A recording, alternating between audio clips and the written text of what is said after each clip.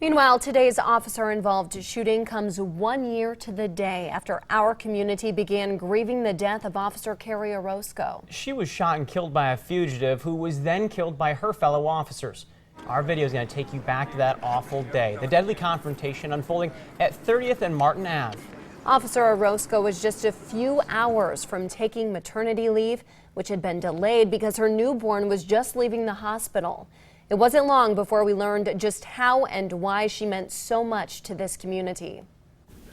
She's a tremendous officer, an even better person. She coached baseball since 2009 in the North Omaha Boys and Girls Club.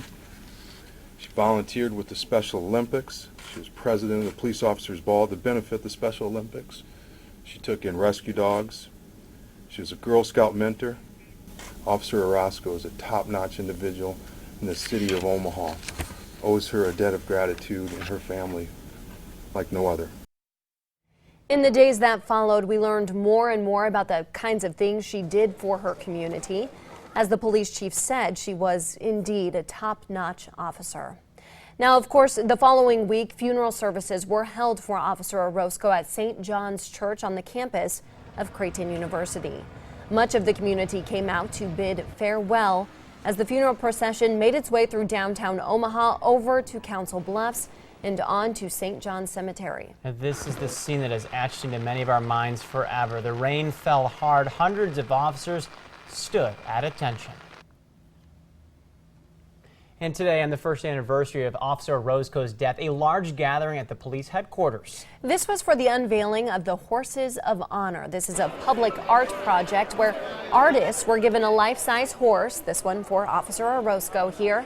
There are 8 of them altogether. One is to honor all fallen officers. The other 7 are for an individual officer, each one of them who passed away while on the police force.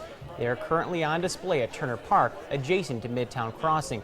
If you're wondering about the timing of this, the police chief says doing this today was an important way to honor Officer Kerrie Orozco on the anniversary of her death. But we also knew that we have so many men and women in the Omaha Police Department that have fallen before her that may not be as well known. Some were, some weren't.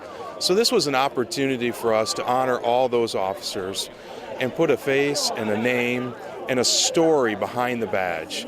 And that's important to police community relations. The police chief had this to add, saying, "It is important for us to view police officers respectfully as individuals, and it's also important that officers view those within our community as individuals as well, and that they too are treated with respect."